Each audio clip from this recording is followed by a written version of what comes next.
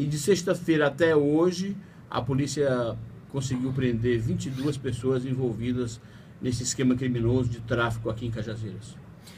O senhor considera correta a estratégia que as polícias, tanto a civil quanto a militar, vem utilizando para minar o tráfico de drogas? Porque a polícia, antecedendo essa operação, ela fez várias apreensões de grandes quantidades de drogas aqui na cidade de Cajazeiras, sem ir diretamente aos traficantes e também aqueles que comercializam a droga. E no final das contas, acabaram eles se atacando entre si.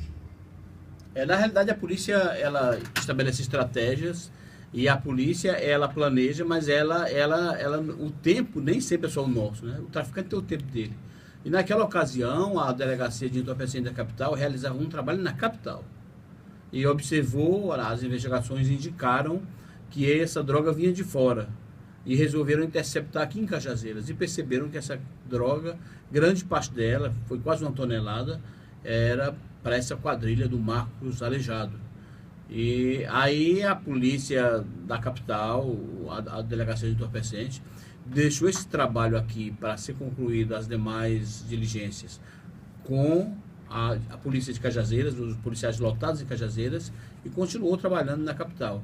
E depois disso foram realizadas outras prisões, como o senhor mesmo falou, e apreensão também. Durante esse período foram apreendidas, para você ter uma ideia, 1 tonelada de maconha, 39 quilos de cocaína, 2 caminhões, 2 veículos de passeio, 3 motocicletas e em torno de 6 armas, né? E esse trabalho continua, inclusive hoje a polícia está na rua, continuando diligências. Foi um conjunto de operações e é claro, se a polícia pudesse ter feito de uma vez, teria feito. Mas ela foi fazendo de acordo com, digamos assim, de acordo com o que foi aparecendo no trabalho de investigação. Apareceu uma pancada, foi dada essa pancada, que foi aquela primeira, e depois verificou-se que era o mesmo grupo e que esse grupo precisaria ser investigado. Infelizmente, um dos principais acusados foi assassinado aí, na véspera de uma das operações, né, que não faz nem uma semana que ele foi assassinado. Então hoje a polícia vem fechar esse ciclo dessa operação que foi denominada de a cefaleia, e eu acho que o resultado é muito importante. A polícia está de parabéns porque fez uma investigação com muito zelo, com uma certa compartimentação, e o resultado está aí. Nós esperamos que com isso Cajazeiras tenha um pouco mais de paz no que se refere ao tráfico, que hoje preocupa todo o estado, todo o Brasil. Nós temos visto, inclusive recentemente, agora no noticiário nacional, as rusgas, as disputas entre as polícias civil e militar. Aqui na Paraíba, e especialmente na região de Cajazeiras, a gente não tem isso. O senhor acha que o trabalho está sendo bem feito? A interação entre a polícia civil e a polícia militar está sendo bem feita aqui na Paraíba e especialmente aqui na região de Cajazeiras? Nós consideramos que isso é uma construção. Nós temos um modelo de polícia no Brasil que esse trabalho é feito por 2 instituições. A Polícia Militar faz o trabalho preventivo, ostensivo, e a Polícia Civil faz o trabalho de polícia judiciária, mas na parte de polícia repressiva, ou seja, depois que o fato acontece. Mas as 2 polícias, dentro de qualquer modelo que seja, ela na nossa visão só funciona com êxito e resultado para a sociedade se elas trabalharem de forma integradas. Eu não posso dizer que isso é 1000 maravilhas na Paraíba, mas nós demos passos importantes dentro dessa construção. E o governo de Ricardo Coutinho, uma das diretrizes desse governo é que o Estado possa render o máximo possível, que tenha resultado. E eu acredito que a segurança pública, embora viva no Brasil todo, hoje uma grande discussão, como o senhor falou, mas na Paraíba a gente tem bons resultados no que se refere à apreensão de drogas, a armas, de prisões. Então a gente sabe que é um desafio muito grande de segurança, a gente sabe que nada está resolvido, que o crime não vai acabar da noite para o dia, que não vai acabar nunca, mas as polícias têm realizado um grande trabalho. Eu acho que vocês que acompanham, principalmente quem está no rádio, no sistema de comunicação há muitos anos, percebe que hoje A polícia tem apresentado grandes resultados, grandes operações, e não é só na capital, no próprio sertão como um todo, aqui em Cajazeiras, na região de Catolé, onde foram feitas várias operações, em Patos, e às vezes eu fico me perguntando, imagina se a polícia não estivesse produzindo tanto, como estaria isso? Fala de Souza também, secretário, já que a gente também tem uma boa audiência na cidade de Sorriso. Ultimamente foram 17, na realidade esse ano contabilizou 17 homicídios na cidade de Souza, muito mais que aqui, claro. O contingente menor, muita gente lá, eu vejo que os meios de comunicação dizem que o contingente é bem menor que o de Cajazeiras.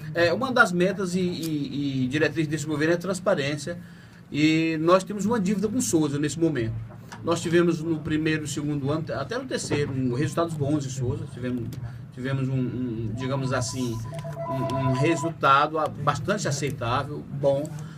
Esse ano de 2015 nós precisamos melhorar Souza. Uma das melhorias que a gente pode citar é o aumento do efetivo que nós vamos fazer agora, distribuição de motocicletas, e Souza precisa também de uma troca. Hoje mesmo trocou o comando da Polícia Civil lá.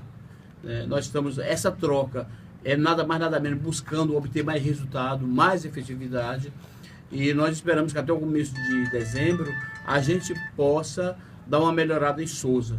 Eu até estava brincando hoje, falando até com o Luiz Torres, falando, nós temos uma dívida com Souza e nós vamos reparar isso se Deus quiser.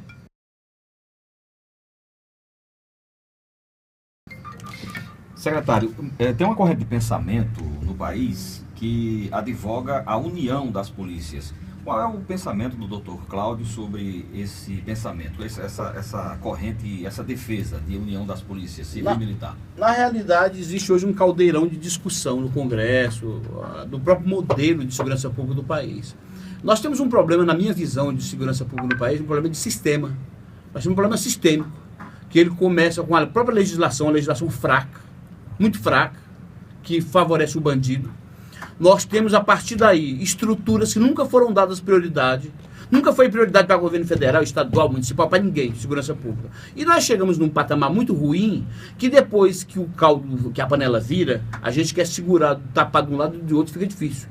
O que acontece é que a segurança pública nunca foi prioridade para os governantes. A segurança pública ficou relegada a um terceiro plano, porque outras áreas da sociedade têm, inclusive, o financiamento garantido. Vamos citar a educação, saúde. Por pior que seja, ela tem orçamento próprio garantido, inclusive na Constituição. Segurança pública não. Cada gestor dá o que quer para a segurança pública. Então, essa é uma verdade que alguns não gostam de ouvir. Essa é a primeira verdade. E depois as estruturas que eu falo sistêmicas. Aí vem Poder Judiciário, Ministério Público, sistema carcerário falido no país. Nós temos uma reclamação muito grande social que precisa prender mais, mas você não tem para onde mandar. Você sai vamos para Paraíba, nós saímos de 8 mil presos, nós estamos com 10.200 hoje. Só aumentando a demanda, né? Aí você tem um presídio que cabe 300, aí lá tem 1.000. Então nós temos um sistema no Brasil, que o sistema que está falido. Aí nós estamos discutindo só o modelo de polícia. Será que é o modelo mesmo? Ou seja, estão tentando transferir uma culpa para a polícia, que não é só ela. Você pode ter a melhor polícia do mundo hoje, no Brasil. E aí eu não estou falando só da Paraíba, não. Estou falando de tudo. Você pode ter a melhor polícia do mundo. Se ela for 100% eficiente, para no judiciário, porque ele não tem estrutura para julgar. O gargalo sobe para lá. Sem contar a própria lei que já existe e que não é cumprida como deve ser cumprida. Vamos dar, por exemplo, a lei de execução penal. E aí, meu amigo, o sistema para de funcionar, não funciona, e a gente quer resolver só com polícia. E não resolve. Não resolve por esse problema que eu falei. Nós precisamos da legislação, nós precisamos investir em gestão do sistema penitenciário desse país, investir em estrutura física, em estrutura de formação. E aí a gente está querendo resolver a coisa da noite por dia, e se for assim empregar isso para o povo, vai enganar a população. E eu acho interessante. Então o problema não está na polícia, o problema está no sistema. O problema está no sistema como um todo. Na polícia também, claro. Nós precisamos melhorar. Não, certo, mas o povo quer reclamar tanto. A polícia não está na rua, a polícia não tem como fazer milagres. Esse sistema sendo corrido do jeito que ele é, vem a impunidade. Porque a lei é fraca, porque ela não é cumprida total, porque o sistema, mesmo dele preso, depois dele preso, ele vai comandar o crime de dentro, ou seja, nada funciona como deveria funcionar. E ainda vem a tal da impunidade. Aí você prende um assaltante 10 vezes, o cara tá lá preso 10 vezes, não foi julgado. O povo reclama, o povo reclama. Pegou aí, ele e saiu. Tem estado que passa 10 anos, até 20 anos para julgar um homicídio. Aí você acha que a culpa é da polícia, É também da polícia. É também porque ela faz parte desse sistema, ela faz parte desse meio. Mas nós precisamos enxergar, ninguém quer mudar a lei nesse país. E quando muda para facilitar. Em 2011, 2012, nós tivemos uma mudança de legislação. Qual era a mudança? É que muitos crimes passaram a ser afiançáveis. Eu vou dar um exemplo. Um bandido responde por 5 homicídios. Isso acontece sempre. Ele responde por 5 homicídios, mas como ele não foi julgado nenhum, ele é primário. E aí ele é preso com uma arma, que ele mata, ele é obrigado a ser solto porque é afiançável. A polícia é obrigada a soltá-lo, porque o crime é afiançável. Então nós estamos vivendo esse processo de impunidade no país, que colabora muito para retroalimentar um sistema violento.